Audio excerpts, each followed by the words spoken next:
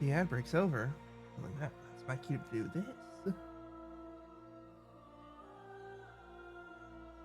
Oh, gotta do. There we go. How's it going?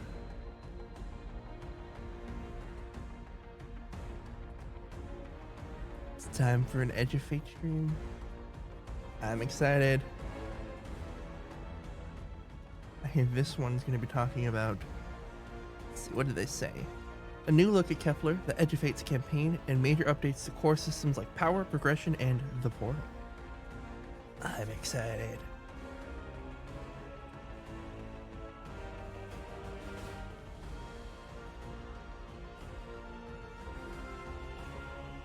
Poke some things here in the background.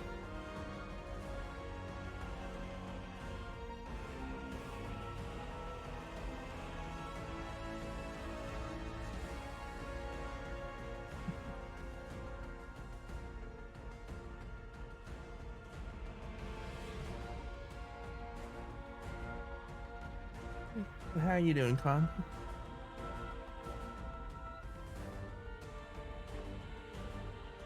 Saw you popping and saying, "No!" So hopefully you're doing well.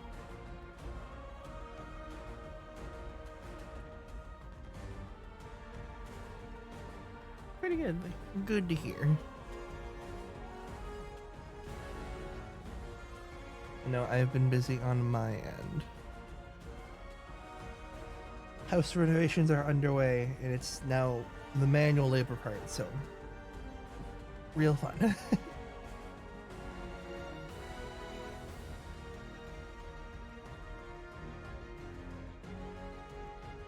Okay, before this show gets started, I am gonna refresh this, see if I can get it to give me the drops. For reference, drops are only active on the Bungie stream, not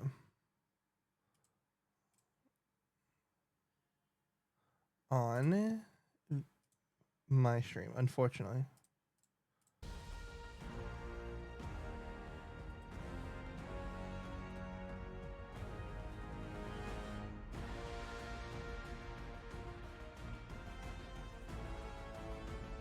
Alright, guess we just wait.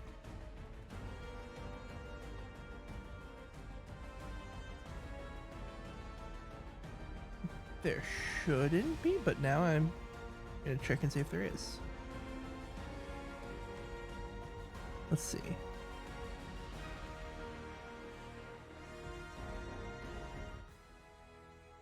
Checking. Sounds normal to me.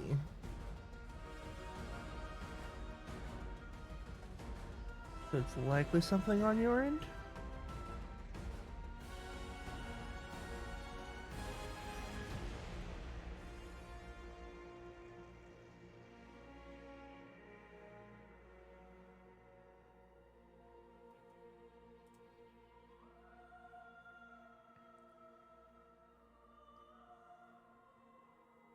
I'm not hearing it come from my stream, so I don't know.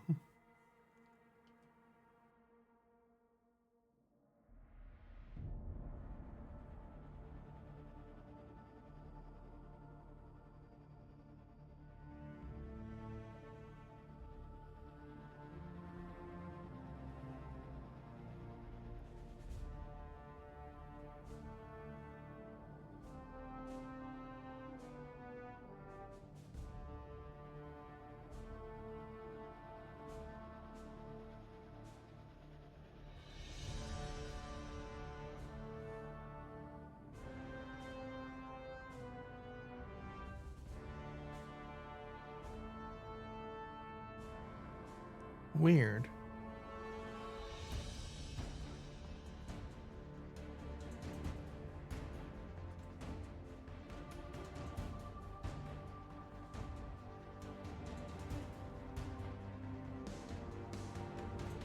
I'm not hearing it when I talk to myself.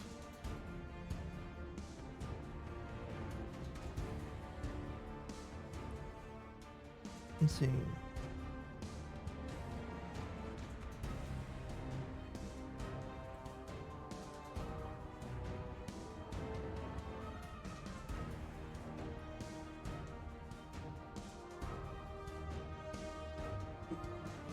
anything?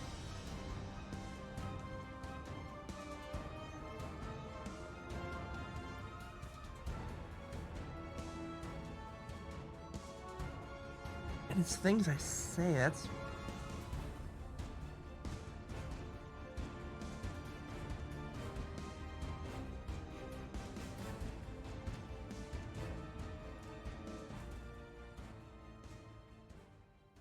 I don't see it in the,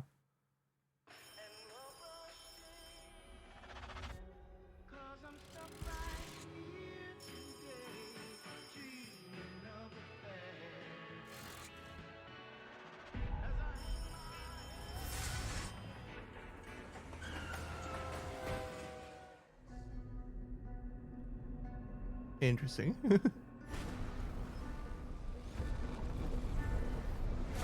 Kepler. You've never been there. And you know every inch of it. It's the farthest either of us have been from home.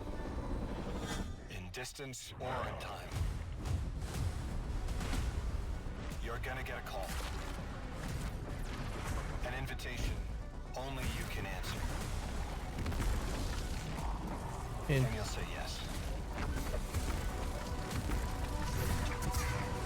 They arranged it so you would never say no. Choice is real. And every choice you make will lead you here.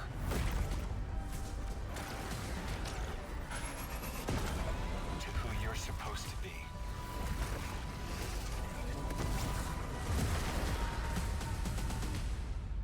Eyes up, weapon.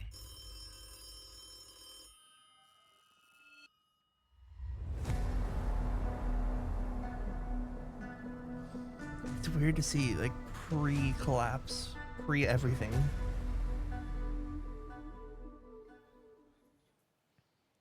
Awesome. Hello, welcome to Bungie. Welcome back for our second live stream for The Edge of Fate. What you just saw was our launch trailer. We are 14 days away from launch. Yeah, 2 weeks. Pretty insane. Today we're going to be talking about what activities are on Kepler. What can you expect from world tiers as you're going through for replayability? And to introduce that, we actually have a wonderful human being on the couch next to me. Did I introduce myself? My name's Dylan. Hi. Your name is Robbie. Hello. Let's actually get a real introduction for you. How you doing? Hey, Dylan. It's great to be here. I'm the assistant game director for Destiny 2, and I focus on working with the broad Destiny 2 team and creating this game for our players and charting a new course to some new frontiers here with The Edge of Fate. Just 14 days away. It's crazy. Right? It's awesome. Yeah. I keep telling folks on the team, it's like, we got 14 days, and they're like, wait, huh? It's already here? So today we're going to be looking at Kepler. Can you give us a quick overview? What are we going to be looking at? Yeah, so we're going to be looking at some of the free roam experience on Kepler, and we're also going to be taking a sneak peek at the end of one of our campaign missions that is replayable in the post game after you complete the campaign of the Kepler experience. We're also going to be talking here about our world tiers a little bit, which we've talked a little bit about in the stream, and we're going to talk about a lot more here today. And so what we're showing on screen right now is the world tier difficulty selector that's on the destination. And so right now we're in the Fabled difficulty, and so Brave and Legendary, you can play through the campaign, you can play through the main quest, the story of the release, and Brave or Legendary, doesn't matter. But after you do that, you're going to unlock Fabled and Mythic difficulties. Now, the difference here, though, is with these difficulties, power is fully enabled. And so that means when you step out of either Brave or Legendary, you're going to probably be able to do Fabled. Most people will be able to do Fabled. Some people might need a fire team, but if you want to play Mythic, you're really going to have to climb power. And the difficulty really escalates, and then the gear gets better. And so if you're hunting for that, that tier 2+, 3, 4 loot, right? You're going to be needing to play and Fabled Mythic to find that. Those higher tier loot, Yeah, let's get some combat going. Really quick, what is the state of our fire team? You were mentioning we're in Fabled, so this is going to be after they've already done their first playthrough. Yeah, so this fire team has played through the Legendary campaign. Right now, they are inside of the Gorge, which is one of our 4 major regions of Kepler, and they are in free roam right now, and they are going through one of our free roam encounters. And so The other thing I should call out here is within these free roam encounters, there are reasons to basically go back through the destination using your new abilities in new ways. And so, sorry, can you ask me that question one more time? Like, I feel like I answered it, but then I segued into something else. I said, what state is our fire team in? Oh, post-campaign? Yeah. We're post-campaign. Sorry, thank you. Yeah, we're hunting higher tier loot and gear here on the destination, and they're also doing some of our post-game quests. So both Fabled and Mythic have their very own quest associated with them as part of the post-game. That are one part of like completing the Triumphant Seal to earn some exclusive cosmetics and emblems, but also these world quests unlock some additional loot in the game as well. So specifically the Mythic quest that's associated with that world tier unlocks a variant armor set for the Kepler armor. So as you're playing through the campaign and throughout the experience, there's a 2 and 4 set piece bonus on the Kepler armor set. Once you complete that Mythic world tier quest, you unlock a variant of that has a different set bonus and a unique shader on it as well. Awesome. Yeah, and for folks that you didn't tune in last week or you haven't heard about gear tiers set bonuses, we have a full blog article that went live last week. Go ahead, visit that, check it out. So when we're looking at this this activity, this is going to be a free roam mission, right? Yes. And these take place in places that are regions. This is on very the exciting. destination. Yes. Can you walk us through that? Yeah, so I talked about it a little bit before, but this is the Gorge, and so the Vex have actually put a big security lockdown on this entire region on side of Kepler. And so the fire team right now is basically breaking through this security lockdown. And so each of these regions feature multiple of these major encounters, is kind of what we call them, these free roam encounters. And these are kind of like the scale. Ooh, just got tried to get through that security grid, and he did not make it. Yeah. Each of these major encounters we have are kind of like the size of roughly like a lost sector, but ultimately they're more complex. They have more mechanics. That you have to use the destination abilities to solve some simple puzzles and encounters inside of them. And generally they have pretty thick combat, especially on the Fabled difficulty as well, where we start adding more enemies, tougher enemies, and also there are Banes that are applied in the World Tiers 2 that are actually exclusive to Kepler. They were built specifically for this content. That's awesome. Yeah, and then as you're going through these sorts of free roam activities and exploring Kepler, what other side objectives or objectives can pop up? Yeah, so the way we kind of are thinking about this, right, a lot of this outside of doing the seal, the triumphs, and things like that, and mysteries and secrets, which we can talk about here in a minute, a little bit more, is it's about gear pursuit, right? It's about earning that higher tier gear, chasing power. And so the way we constructed these regions, there's these free roam major encounters, there's tougher enemies that appear, there's HVTs that pop up, there's destination materials to loot, and there's this material called a faded cipher as well. And so you're going to be combining destination materials that you get from basically doing almost anything inside of the region alongside faded ciphers in order to be able to purchase specific items at the destination vendor called the Altar of Relativity at the center. That's a lot of names and words. Lots of proper nouns. If you didn't catch this, I know there are going to be breakdowns. We'll have a recap in the TWID, but yeah, continue. Yeah, and so what's cool about this is that in the post game, there's a focus that we created, and so basically through the vendor you can go and look at it and be like, okay, today's focus is the Gorge, which the fire team is looking at today. Most of the materials that you're earning here can be used to purchase gear, or you can convert your other materials you might have from other regions in order to convert it into the Gorge materials to buy stuff. But every day it's going to shift. That daily focus is going to shift. And so a little bit later in the stream, we're going to be seeing a part of Exile's Accord, which we've also some of our content creators and influencers showed as well, and some of their content parts of it. But basically, of the 4 major regions, the daily focus will shift day over day to basically kind of change what you're focused on, what gets you access to that direct purchase loot. Yeah, and since we're on the topic of rewards, you were talking about the currencies and the vendor. Yeah.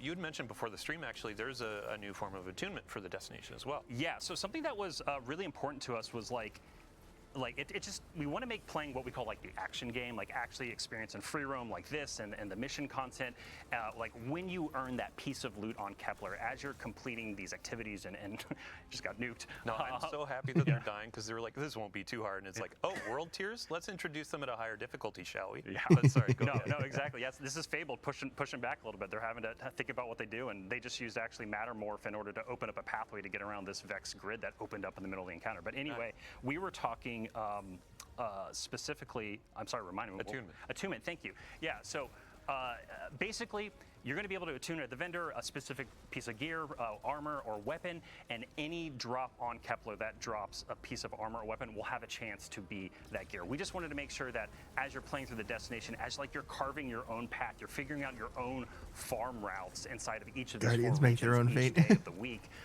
We wanted to make sure that, like, hey, if you're looking for the Giver, that auto rifle that's coming with the Edge of Fate here on Kepler, it's like you have a chance to get it anytime a piece of loot drops. Awesome. Yeah. Yeah, so you had mentioned just a minute ago about secrets and the depth of the destination. I mean, I'd love to hear, go ahead and expand on that. Yeah, so like it's funny with like secrets and mysteries, like you want to like talk about it a little bit, but like not too much No to spoilers, right? like spoil it. Yeah. But I think like the thing to scratch at here and poke at here is right is like we've talked about the destination abilities a few times.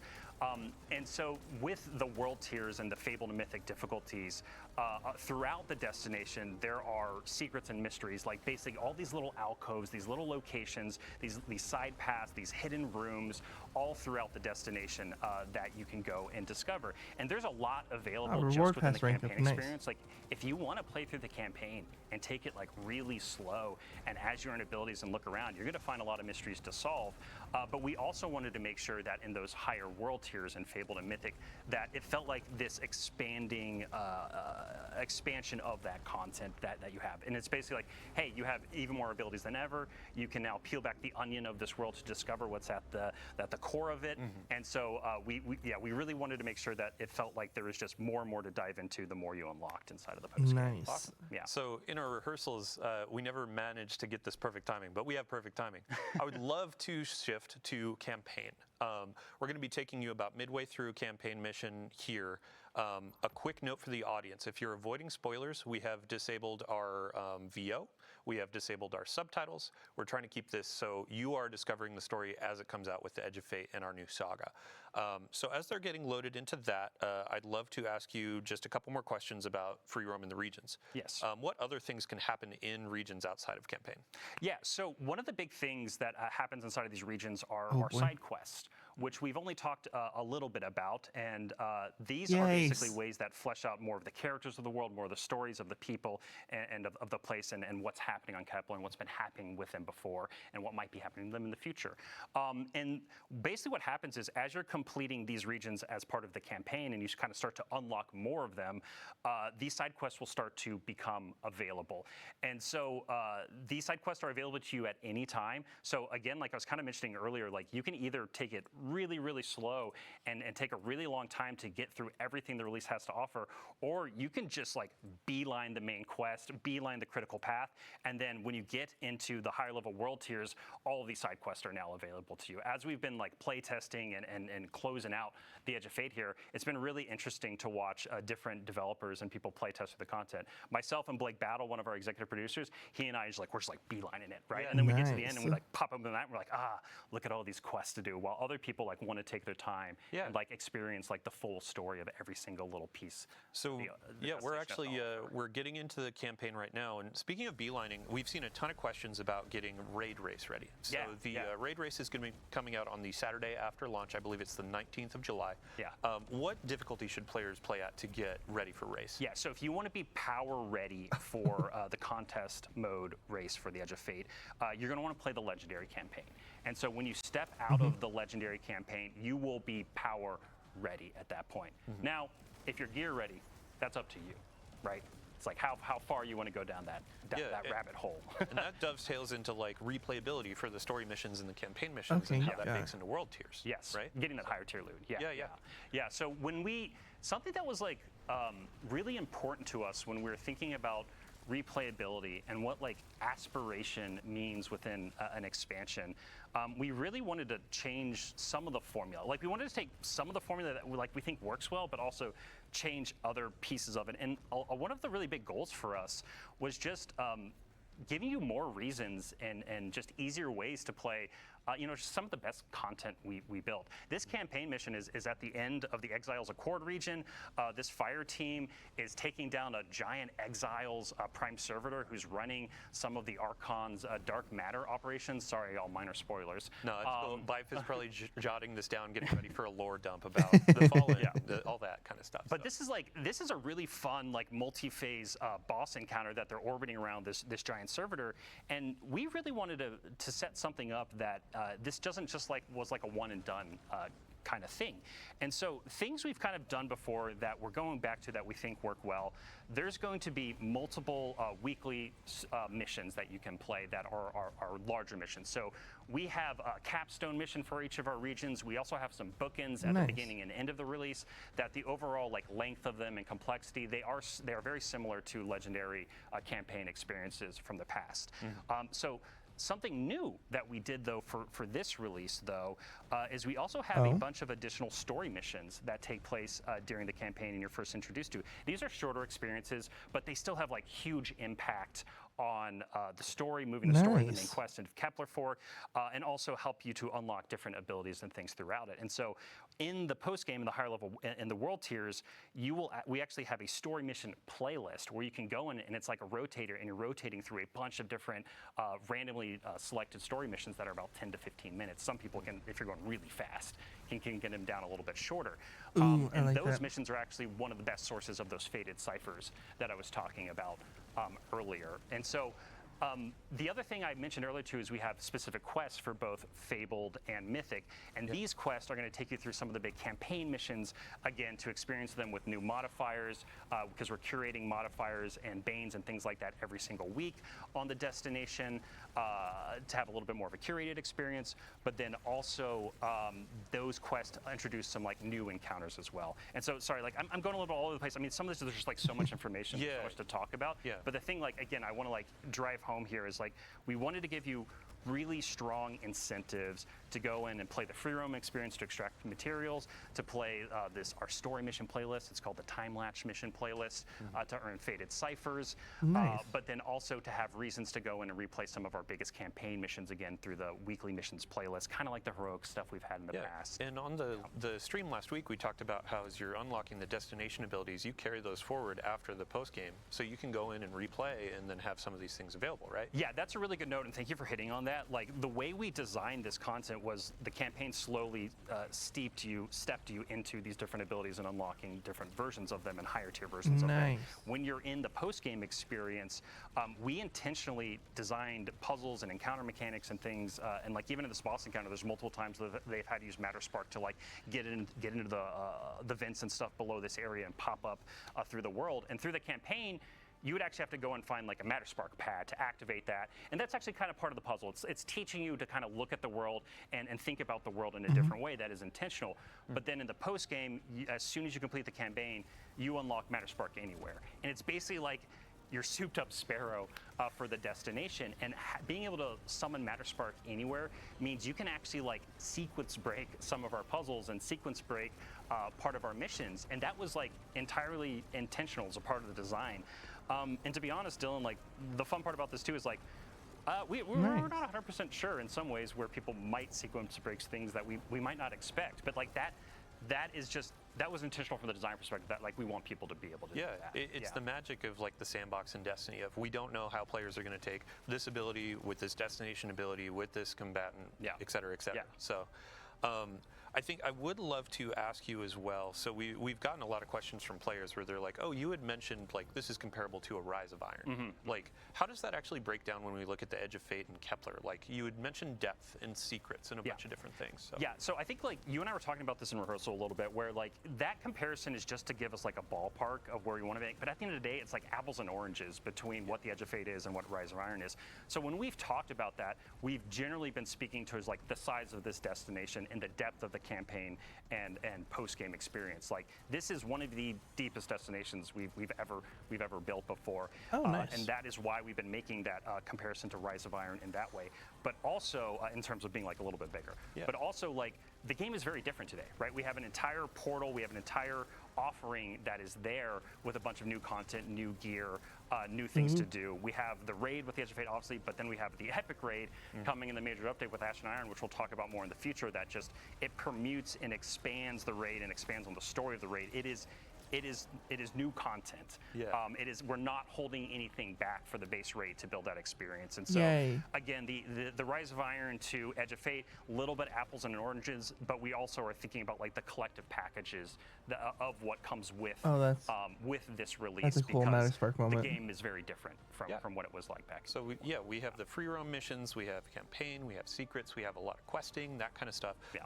I'd love, before we wrap up with our campaign mission, to talk a bit about what else players can expect in terms of destination activity. Yeah, so we've seen y'all talking about it. Like, we hear y'all, and this is one of those things where, like, we wanted to hold this back for it to be like a surprise and delight moment for everyone when it appeared on the destination in the post game. But yeah, let's just talk about it a little bit. So there is a destination activity on Kepler. It is, I'm not going to name it here. I just want y'all to see it when the game goes live. And part of that is because, like, it does relate to some of the story inside of the campaign, especially near the end. And so we wanted to be careful to not unintentionally spoil something if we showed too much of that activity. But anyway, the way to think about it is, like, it's kind of its own thing. It's kind of unique, but it's kind of a blend of activities like Vex Incursion and Wellspring. And so this is a match-made activity with 3 players. You're going to be using some of your destination abilities and some really chaotic horde mode inspired elements, but there's also some mechanical elements and there's some boss encounters. But it's going to be one of the best places actually to earn rerolls of the exotic armor that's coming to the Edge of Fate that you get from the Legendary campaign, and it's just highly rewarding in general. And so because we wanted to make this activity really rewarding, it is also technically time limited. But on the Kepler map, near the center of the map, there's going to be basically a preview that tells you, like, hey, when does the activity become available? So you're going to know exactly when you can jump into the destination activity in order to, like, focus farm those things that you care about the most. Awesome. Interesting. Well, thank you so much for your time. We've already wrapped up our campaign mission, and now we're actually going to be moving over to Portal, Power Progression. So Robbie, thank you. Chat, thank Robbie for joining us today. And now we're going to swap some folks in. We'll see you next time. See you later, guys. Thanks so much. All right. So as we are swapping out, I want to talk about these 2 new exotic weapons that we see on the screen. You saw some of this in our gameplay preview that we just had. We also had some creators, influencers, that kind of stuff coming in and speaking to the hand cannon and the scout rifle. Hand cannon is going to be through an exotic quest on Kepler. No spoilers there. But the team was talking about, oh, hey, here is our overall goal for the weapon. It's for those who are looking for the perfect 3-tap. As for the Void Scout Rifle, that's going to be a part of our new rewards pass. This is just, I'm not going to spoil that either. There are some reviews from our sandbox-minded creators.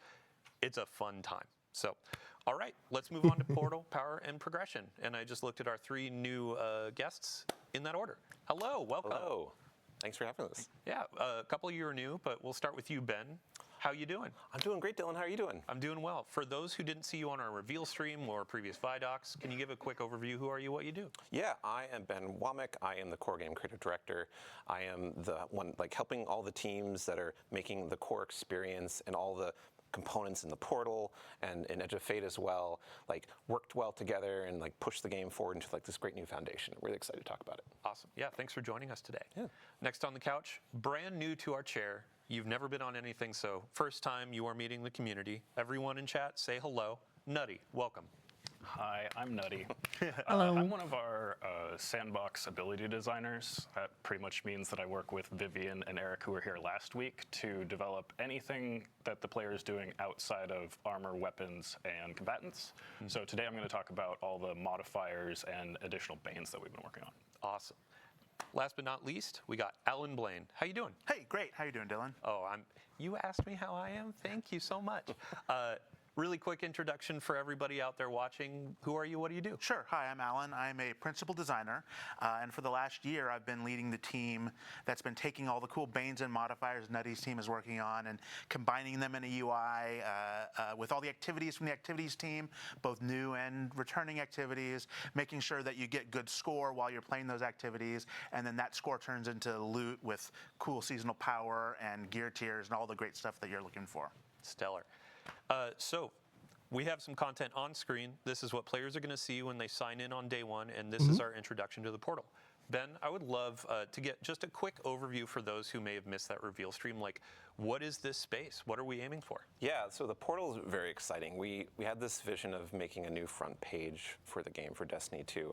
And so we really want to make as much as we could available, like just in a couple clicks, and not having to dig down to find the content that is new or featured, or like you're being like your friends are playing, or something like convenient that you really want to like go to a lot. Like we have a button for the tower that's right there, fastest you can get into.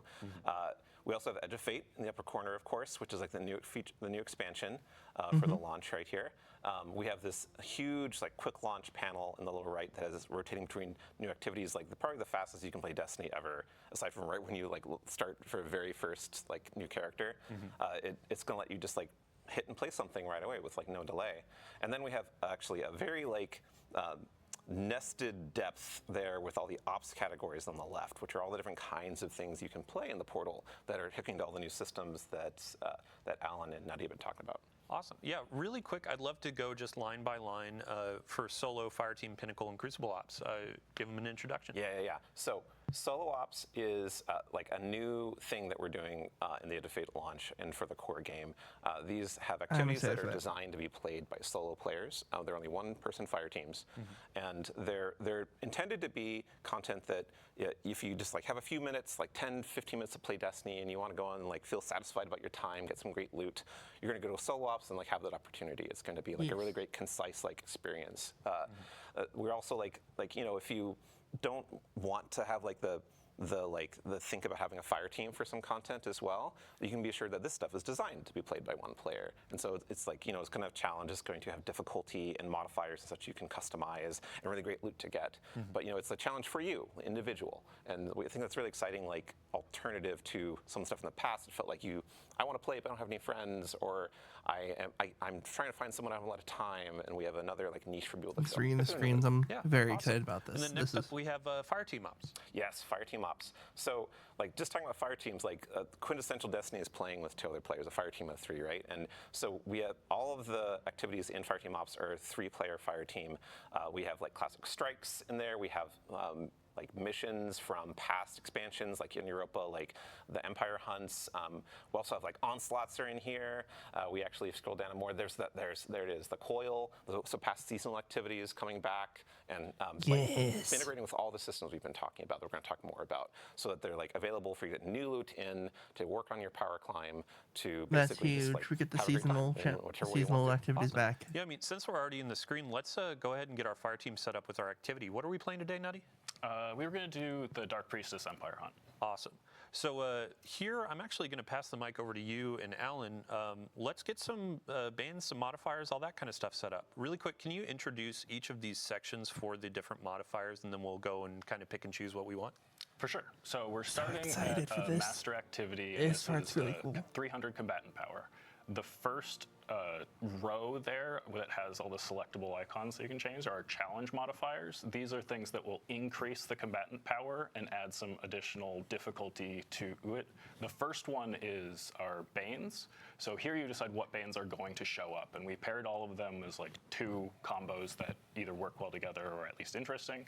Today we'll do Threaded and Caltrops. So Threaded is where, as you damage the combatant, it will spawn threadlings, and when it dies, it will throw out a few more threadlings at the same time.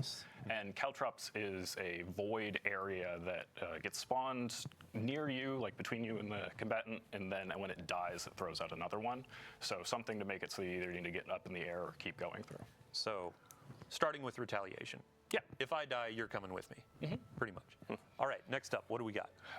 Yeah, let's do subtle foes. So this just makes it so that when some of the enemies are far away from you, they will be invisible, and that helps them get into close range. Or if you are using a long-range loadout, you won't be able to deal with them as much. So you might want to bring some close range. And they're like very invisible. Not like, yeah, not like a little bit of player stealth, but just like you don't see them. Yeah, you really have to like pay attention to see them. God. What else do I do?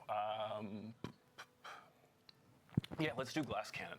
So Glass Cannon is kind of a fire team equalizing one where it only punishes the person who's doing the best. So if you have that buddy that, clears the strike ahead of you or is getting all of the kills, well, we're actually going to give him a debuff where he will just take more incoming That's damage. funny. I love that. If you are a little bit closer with your friends, then that's actually a catch-up opportunity where maybe you take over the kill lead and now you're the one suffering a little bit and kind of a fun. So if I'm playing through this activity and I'm stealing all of your kills, I'm putting a bit of a debuff on myself. Right.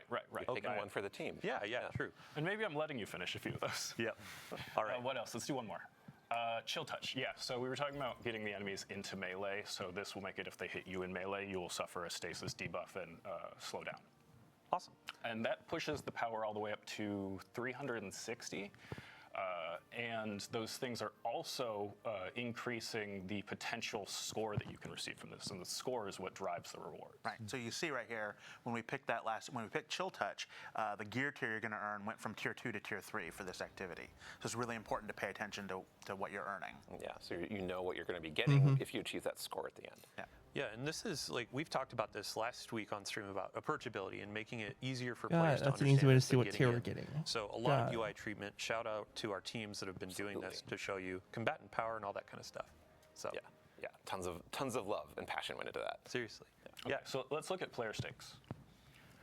Oh, do you want to take this? Oh yeah. So player stakes are the next category down, and they're more about the player's interface with the game itself. So things like locked loadout. We have no HUD is an ability that we added here, so you can play with no HUD for a little extra score bonus. And these are things that are really sort of letting you sort of tie one arm behind your back while you're playing. It's not making the combatants more powerful. It's changing how you're playing the game. You can start with no ammo. You can start with locked loadout.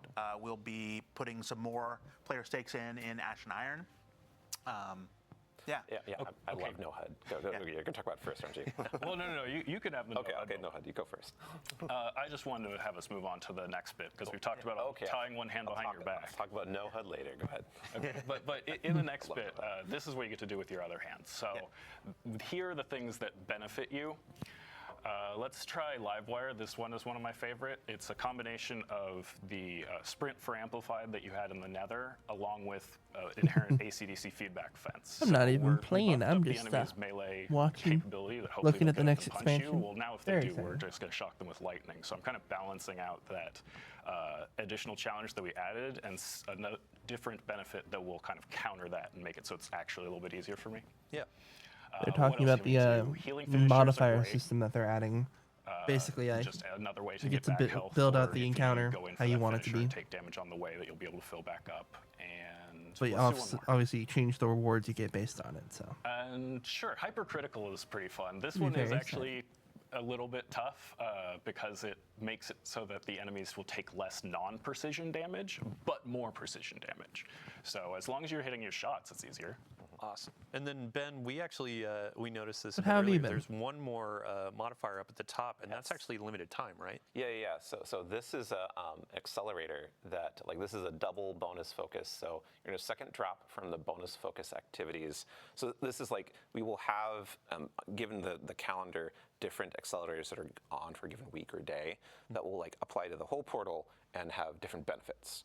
And we're also going to have more of those for events and other things going on in the game to give you kind of another fresh twist or an incentive to see what's going on in the game and get some a good time. Realize now is a good time to play because we're trying to make every day a good time to play Destiny. Yeah, I think one of the modifiers we saw during our rehearsal was a bonus to Suros weapons too. Yeah. So it's a bit of there can be loot bonuses, there can That's be fair. gameplay bonuses of more power behind certain weapon archetypes. It's pretty fun.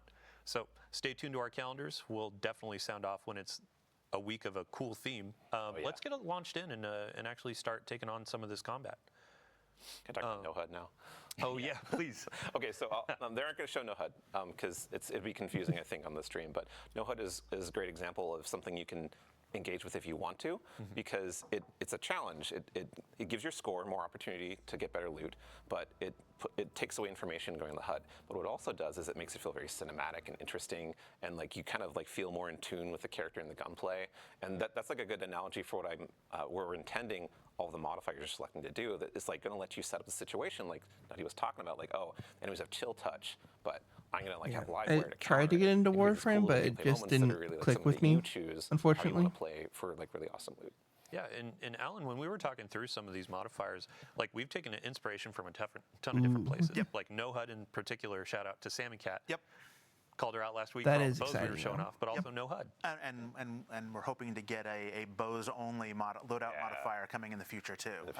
We really do want to look at how people are playing the game, whether they're creators playing on stream or people playing at home, and really try to let them set up the challenge for themselves, how they want to do, right?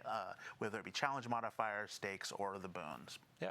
How often are we going to be adding more modifiers to the portal? Well, we're going to have some new modifiers coming with events. And we're going to be adding new modifiers with the mid-season update with Ash and Iron. Yeah, that major update. Yeah. Yeah, I've been working on them pretty constantly along with the rest of the team. So it was like every few days that another either Bane would come online or modifier, and we'd have to go playtest that, which was a pretty big playtesting lift to try all these combinations and make sure that there aren't any rough edges when you combine some things that maybe we hadn't thought about when we were initially designing them. Yeah, I'm sure there's stuff that players will find that we won't. We're accepting that. Yep. Yeah, I mean, we have our absolutely. challenge for Esoteric or Mork or a couple of the other high skill creators of what can you throw on to make this difficult and can you actually complete it? Right. So it'll be fun watching those playthroughs. Ben, I will not be that good paired at with the- that. How often are we going to have more activities being added to the portal? Yeah, so we want to like regularly refresh the portal on like so that, you know, there's stuff coming online like on like somewhat weekly cadence. Like we're gonna have kind of a weekly like new stuff coming online for the first few weeks, and then when events come in, they're gonna have big changes like lots of new modifiers or like portal wide like effects. There are some are going to come with activities as well, but we're also going to be every major update. We're going to have new activities that come in, and we're also going to have like shakeups of existing ops formats. And we're actually we're going to have a really cool new activity that's paired with an event at Ash and Iron launch. I'm not going to talk about right now, but I think is really fun. That's going to be an exemplar of like, hey, we're shaking things up. That's a Here's lot of brand new things. Oh, thing, boy. in addition to all of, like the classics and Destiny like Vault that we're bringing out. Not just new activity, a new activity type that you've never Activity played type, before. Yes. Yeah. Yeah, I mean, so this is all talking about like what you're going to be playing in the portal, and we're going to be moving on to power and progression. So what you're earning, which is people love loot. Nutty, thank you so much for joining us. I'd love to give you just anything else you want to say before It'd be nice before if you leave. Bungie got just like a little bit I better. definitely want to shout out the rest, Especially of the marathon Sandbox people. team, not just those of us that were working on additional modifiers and bans, but like kinda that hope playtesting Marathon lift. We succeeds had so that way they can everybody hire more across Sandbox people. disciplines in all of those playtests to try and hit as much of this as possible. And I wanted to re-emphasize how impactful some I of know the they're doing a modifiers can big be. shift with how they're Specifically, doing their I'm thinking releases back for to what we were just playing the next live year of with, content for Destiny. attrition modifier in So it'd be Prophecy Week I'll be 1, curious to see how it because when goes. we moved to Prophecy Week 2, my fire team had gotten so accustomed to killing enemies and having a little health pickup on the ground that we had to play that final fight completely differently and use cover way more because we couldn't just kill some enemies and run through them to fill back up. Normally, I would think of attrition as a lot more of a challenging modifier, but it turned out that when we were toggling things off and on, it turned out to be more beneficial to us than we were anticipating. I am still on the side of like attrition is challenging to me, and when it goes away, I'm like, oh, hey, fire team, let's let's go for it. Definitely a Too hard for leadership you to get your replacement at rewards, then Bungie just would use not total go. enough here. Yeah. Yeah, it's more about like, Unappreciated what you're at comfortable times. playing with, and also what your style Like is obviously for there's build, a bunch of right, devs what your who work mood really is, hard too. on the Like, we're game, giving a people lot of like player agency to DMG and all the Right, people and on the speaking of couch. player agency, so I would like- love to see your feedback. Like, what ones are you engaging with? What ones are you Some of enjoying the more? ship What ones steering feel like decisions they are actually I find rewarding to sometimes do, questionable. and what ones feel like we could punch them up a little bit? Because that's what we'll probably keep working on. That's a good All right. CEO. Well, thank you for joining us. Chat, everybody scream, thank you, Nutty. We're going to swap you off and get our power and progression individual in. So Okay, thanks. thank you so much. While we're doing this transition, Ben, I would love to ask you, what activities could players find in Pinnacle Ops? Oh yeah. So Pinnacle Ops has at Edge of Fate launch, it is going to be filled with exotic missions. and some exotic missions from the past year and previously as well that are going to be integrated into the whole Portal experience and all the systems we're talking about, all the difficulties, all the modifiers, and intended to be, not only something that is, exotic missions are the They're definitely trying to be a little bit better, especially with new player experience right now. They kind of really messed it all up for a new player. Exotic if you don't have it, first of all. Just from playing on the Portal, it's available all the time. It's not like going through rotation like every week or something. Like, for example, the exotic rotator they're talking about. Finder, of course, to find people to play with. You don't have to wait weekly anymore. You can just go to the Portal and do it, it's like, which is a I huge can play upgrade. this as hard as I want or as easy as I want, whatever I want, whatever I'm feeling like right now. And we're gonna have more Pinnacle Ops in the future with Ash and Iron that we're not gonna talk about today. So it's actually a good example of hey, we're making this new section of the game that we're gonna just keep on building in and tinkering with over time. Awesome. I sense a segue. They're actually doing that a little bit. Pinnacle power. Not Hello, full Josh. Welcome to the unvaulting, couch. but Hello. for example, Hi, previous I'm Josh seasonal Polinsky. content that I'm went a away, staff like activities and stuff, they systems are designer here at bringing Bungie. that Been here back for about in the 5 Portal. years, So they're they're taking their first baby steps towards stuff like that. Your power and progression, as you mentioned, what are your rewards? What's the candy you get? Though at the I end do of agree. your I would love activities to and see stuff like that. the return of So we spent a lot of time the vaulted reworking content. a lot of our stuff in the Edge of Fate and really 900 is what the internal thing is.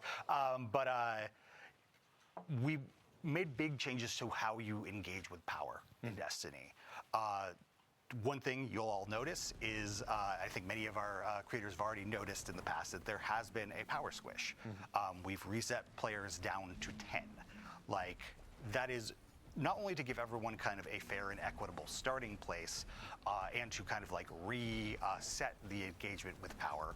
Also, 2020 power is not exactly the most friendly starting point. Not easy to understand if you haven't been along for the ride. Right. Yeah. Exactly. So, this is the beginning of a new saga. It's the beginning of a new thing here. So we're starting off there. It gives all Guardians on equal footing with each other, and allows us to kind of build up. You're going to have 200 points of power in the soft cap band. Intrinsic cap. Yeah. Yes, exactly. And you're going to be able to go and do any activity you want. Yeah, across the game I in order to still get do to hate that point. the fact that Once you Bungie get past vaulted that, then you content. enter the seasonal bonus power band. And I hope which that is someday where they'll you're gonna have to start the doing funds and more of the resources Portal to activities unvault it and all. the Kepler world tiers and stuff in order to get the power and progression that you want to get at that point. Cool. So just to restate it, we're going to start at 10 when we launch. Every Guardian joining is going to be at 10. First 190 levels, so up to 200, that's going to be effectively your base power level. And then as you're going into more powerful activities, higher tiers, that's when you start going up and up. Right. And you'll be able to get up till 450 power up until not Rise of Iron, but Ashen Iron. Once you get to that point in the season, then you're going to be able to go even past that. Awesome. So when we're talking about seasonal power, is that replacing the artifact power that we have?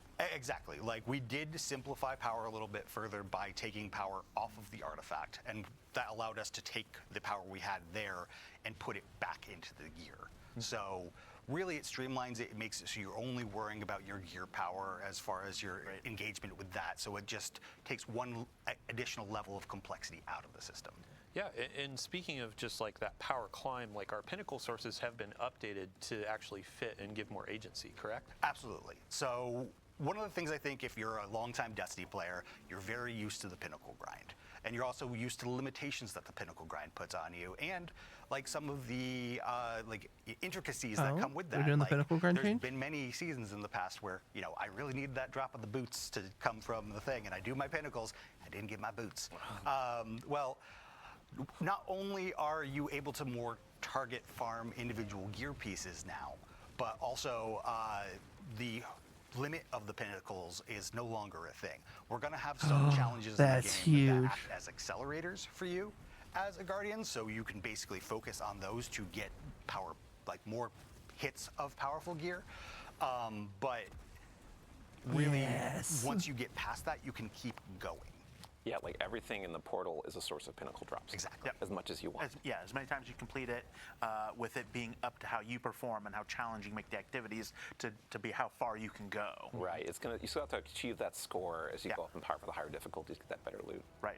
And we'll still have curated experiences, correct? So if a player doesn't necessarily want to spend a bunch of time creating that challenge, we have those offers too. Yeah, and we do have matchmaking, which is like set modifiers for every activity that has not, aside from solo ops, so solo ops doesn't have Nice. matchmaking. This is- But for fire team ops, like you can matchmake with other players, the modifiers are set, and we also have playlists, modifiers are set. But we have more than that too.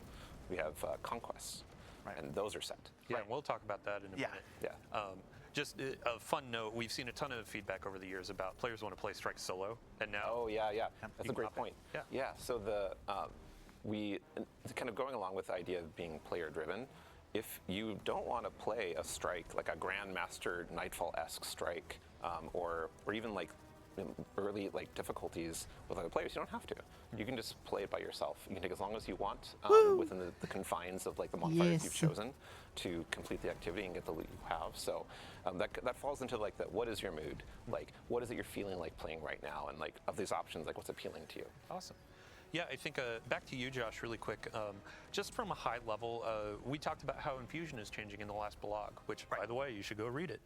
Can you give a high level for folks that didn't catch the blog? What's changing? Yeah, at the highest level, upgrade modules are no longer a part of that Infusion thing. They're still going to continue to exist in the game. They can still drop from legacy content, but you can dismantle those for, I think it's an enhancement core in like 1500 Glimmer. And so, like, those are still there. We're going to have a new unstable core currency that's going to exist, and you're going to use that in addition to enhancement cores in order to, infuse your gear up for the season. Okay, and a bit of Glimmer too, right? Yes. Okay. It's always fun to get that next year And really at its announcement. core, it allows us to just have more texture over things. And one thing I should call out is that seasonal power does reset at the end of this thing, and players will be reset back to 200 when Renegades comes out. Got it. Cool. Yeah, I think just last note on the power climb. So during our reveal event, you spoke about Crucible and how you can actually power up in Crucible to kind of keep pace with your friends. Like, can you expand on that a bit? Yeah. So there's a time in Destiny's past when you could just play Crucible a lot, and you can get your power, you get great gear, you could like fold in with your friends to play a raid or the challenging content. And we've kind of lost that somewhat over the years. Like it's harder to like feel like Crucible is your identity and really feel like the game is rewarding you for that. So with Edge of Fate launch and the core game and the Crucible ops that we have, which is a bunch of playlists inside of it, you're going to be able to like start from that power 10 and just play Crucible, and you'll get power drops. You'll go up and you'll eventually get higher tier. Yes, You'll Crucible's get, like, really the great PvP sets of mode. gear that will then be as good as like anything Actually, else at you can multiple find in the game. modes. And you can just play Crucible all the way to the power cap if you want to. We are going to ask you to perform as you go to get more consistent rewards, but it's totally possible. Yeah, and Josh, you mentioned before too of like trials and competitive Crucible are going to be ways to accelerate. Right? Absolutely. If you're putting yourself in the pools with the like higher skill players and challenging yourself, that's how you're going to get your faster rewards. And not to mention the Trials armor sets and stuff, like they're really cool this time around. Yeah, we have a unique armor set for Crucible, for Trials. We have weapons, a bunch of cool rewards coming up, and we'll have a preview of that. One of That's our a lot of characters actually has updates for the Trials PvP gear, if you modes. didn't notice. But now we have a good moment to look at our seasonal hub. Sure. Alan, I'm going to ask you to actually walk us through this. Yeah, sure. If you notice the seasonal hub up there at the top of the portal screen, if you click into that, you come to the hub, which you're going to have a bunch of daily challenges and weekly challenges, and those are going to give you XP, they're going to give you Bright Dust, they're going to give you extra drops in on a portal activity, but it's going to give you progress towards the weekly reward track there. And the weekly reward track has lots of currencies and powerful drops on there, but it also has, if you tab to the next one, it's going to have some Vanguard Armory and Arsenal tokens, which give you bonus drops from Zavala from the list of weapons or armor you can get from these activities that are going to be higher tier, and they're going to be a higher power than you can get from even getting the best grade in there. So you'll want to be doing these, and these refresh every week and get 2 pieces of armor and 2 weapons every single week. Yeah, and this track is free, correct? Yeah, This is all game. It's all free. Everything in the portal is free. So if you scroll down from here, you're going to run into the Conquest page. Now there's 2 on Expert, 2 on Master, and 2 on Grandmaster, and these are effectively your Grandmaster replacements in the portal. These are going to be fixed power, fixed modifiers, no fire team power, And you get really good rewards for completing it. You'll get 4 Nice. higher tier engrams for completing each one. That are powerful. To give Yeah, you, those like, are more those are higher power, but you'll only be able to get it one time. But these are really about your journey through the season. As you level up, you can take on the first expert one, and then the next expert one, and then the master, and then master 2, and then finally the 2 grandmasters. And with Ash and Iron, we're going That's to be really bringing funny. more grandmaster and ultimate conquest, which will allow you to complete the conqueror title. Actually, seal. really quick gameplay team, if you could go back to the modifiers that you were just talking over, this was a really good example of a quality of life feature that came about. We saw a ton of feedback around modifiers like, I'm squinting at these icons, I don't really know what they mean, and now we have them bucketed based on the portal options, so you can more easily identify these things and understand them. Yeah, and shout out to the UI UX team for like making a really much cleaner look for activity launch than having this cool bucket to look at them. I'm gonna run those ads so the bot stops spamming And then real there quick. was one 90 more seconds, you'll be section fine. on the seasonal hub, one more tab down low for the Conqueror Seal. Yep. So the Conqueror Seal is down here. You're going to be completing the conquest during the season to earn and gild your Conqueror Seal. And since this is still the Conqueror Seal, it's going to maintain its old gilding. So this is going to be continual. Awesome. Yeah.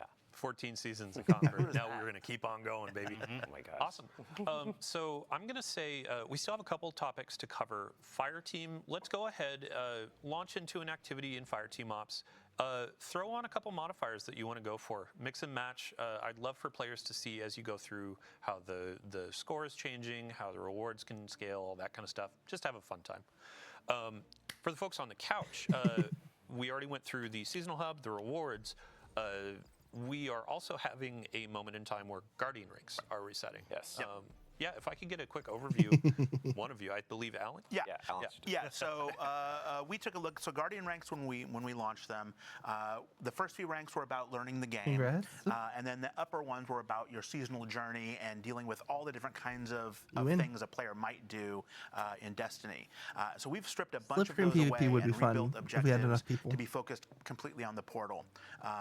So it's going to be playing through the various activities, using modifiers, playing all the different conquests, gaining power, gaining all the different kinds of rewards. It's going to be really showing like where you're at in that seasonal journey for I know. but purely for the portal. It's not going to reflect any dungeons. You're not going to have to solo any dungeons.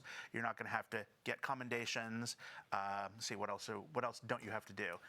No more expansion gates. No more expansion gates, any of those kinds of things. So every player will be able to get up to Guardian rank 11 with Ash and Iron. Yeah, in our original goals when we were talking about Guardian ranks, it was kind of an on-ramp for players new or even old to know, what do I want to do in Destiny right now? Now we have a lot of stuff in the portal that dovetails into that. Solo dungeons, they still have unique rewards. They're no longer required for 11 in Guardian rank, but you can still get ghosts, sparrows, emblems, that We're not taking anything away from the dungeons. We're taking away things from the Guardian ranks and adding different kinds of things back in.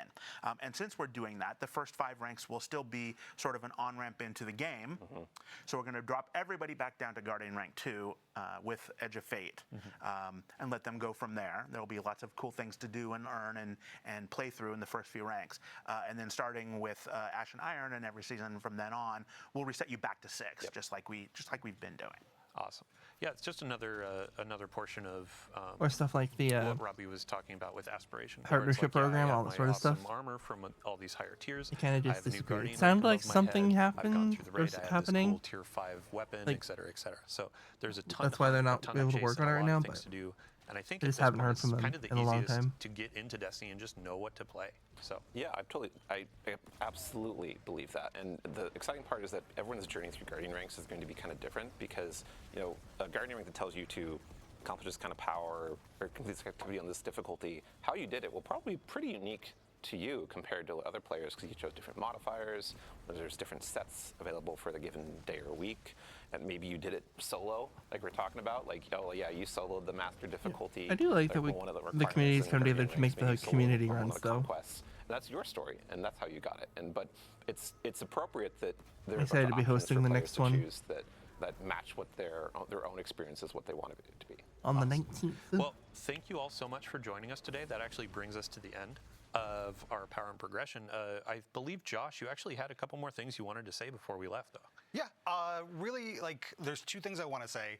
One is that, fire team power is definitely still a thing that's in this game. We really want to encourage you to play with your friends, and when you do play with your friends, if you're higher power level than them, that's another thing that can act as a nice accelerator. It's totally for them, fair and valid. And really, increase the bonds of friendship. That's like a core part of the DNA of Destiny, is being able to play with fellow Yeah, I know. Even with So as an example, if you're at a tier what I'm 4 going to do and is I'm only have tier the 2, stream I join together you, we do a voice tier chat 4 thing activity. open, I still get tier so 2 people gear, can but hop it's in and say hi and stuff. accelerating me faster into tier 3. You're going to hit your score a That's lot what easier, which is Daniel going to did help with you the last get one a those few days bonus ago, rewards and that seemed to work really well. Cool. And then your second note? And yeah, finally, we made a lot of changes to the game in the Edge of Fate. We're definitely going to be listening to you, Guardians. We're going to be listening to the data. We're going to be listening to a lot of stuff. This is just the beginning of a new saga. So we've got a lot to do in the It should future. be fun, and though. I'm really I have excited ideas about what's for coming our way. a fun little twist to add to Cool. it, make it unique. So I have a few bookkeeping topics to hit before we go about the live game. So we've been talking about the Edge of Fate. Right now we have Rite of the Nine going on with our dungeons. And let's see here. Ooh, today, wow, 54 minutes ago, we had a new engram go live, the non-area engram. We introduced this in a previous TWID, but basically it's a new engram. You can earn a bunch of Rite of the Nine currency, and then purchase this engram for unique cosmetics that have been introduced over the past few years in Destiny. So if there are things like the skimmer that is Iron Banner theme, kind of like the wolf theme, that's actually in there, and you have a chance to get that. There are some Crimson Doubles emotes and finishers and other cosmetics, so definitely dive in and check that out. Additionally, we had mentioned Lootapalooza. So a couple weeks just before launch, we're going to start showering players with loot. Starting today, we have double Crucible loot, which also applies to Trials of Osiris. So if you're hunting for adepts, if you're hunting for any gear in Crucible, now is a great time to go. Note to self, do not try we to breathe also have, water. for It the does not weekend, end a well. lot of players have been asking what maps are going to be featured. You got Dissonance, you got, Cirrus Plaza, and then you have the last one. I hope so, too. Which is Eventide Labs. We went through, we had a great conversation about what if we had some type maps on a rotation for these last couple weeks. And for the final week of the season, we're going to have I feel like they would have said something if they had. Community favorite, Javelin 4. So Trials players, rejoice. Players that may not have ever played Trials, get in, get your 4th Streak, get some adepts, try it out, and get some gear to loot up for the Edge of Fate. And the final note, we are going to have all dungeons in the Rite of the Nine experience next week. Higher reward rates, higher currency rates, helping you get more of those drops, go into higher difficulties for your adepts, and potentially even get the hollow foil versions with additional perks. Yeah. So, awesome. Thank you all so much for joining us. Thank you all on the couch for joining us. Thank you, Dylan. Thank you, crew. Thank you, gameplay. Thank you, everybody behind the scenes. And players, everybody out there watching, thank you. We have 14 days until the Edge of Fate, 14 days until a new saga. It has been a wild ride over the last 10 plus years of Destiny, and now we're putting our toe in for the next however many years we keep going, Here we go. Yeah, so thank you so much. Much love. We're going to be doing a raid over to our good friend Malachi, so if you want to stick around, talk about the stream, Malachi, we're handing it off to you. Thank you, everybody, for joining, and we'll see you next time.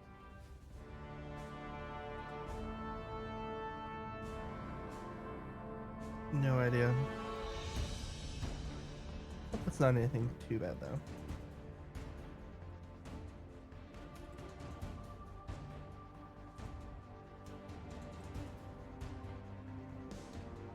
Alright, well, let's do a little bit of this, a little bit of this, and a little bit of this.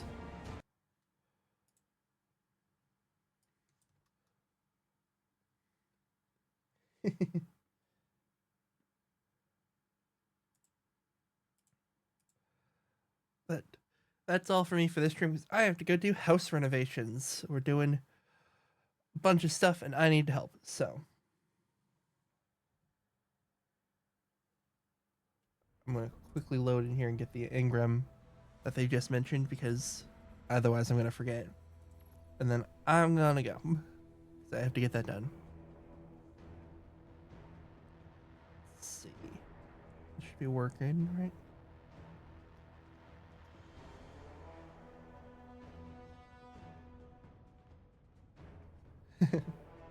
Nope, I'll hit him with salt first. Or run away. Either one.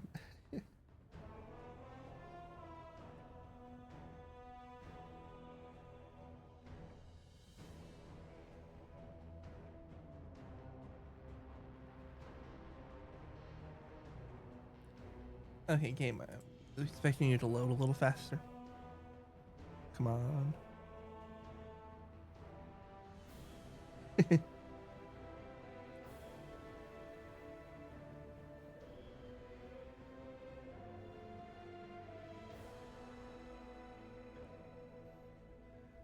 Yep, salt everywhere in the house, in the walls, and the floors. I mean, salt on the food, even, you know?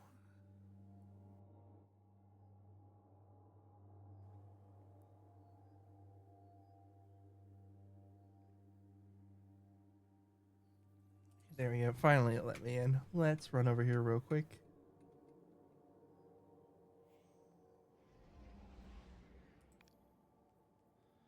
Open director. To eternity. To the event space.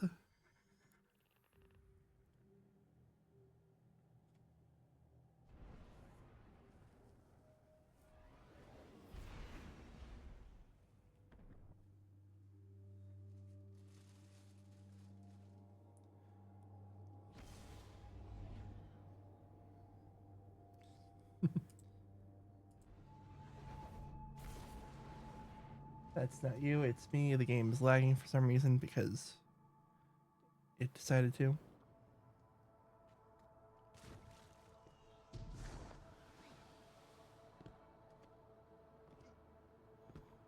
Alright.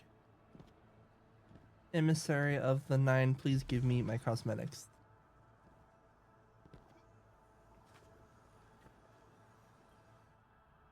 Those I serve have a plan. Oh.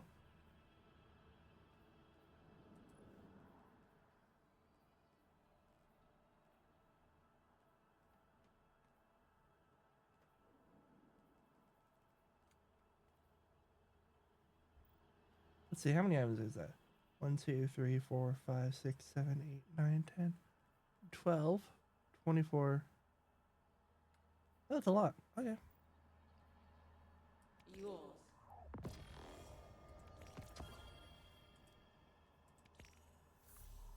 Such a fleeting thing.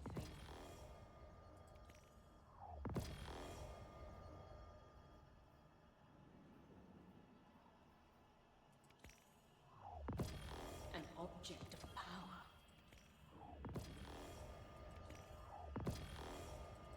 Whee. If this is the last time, live well. That's fine for now. Alright. We'll exit the desktop here.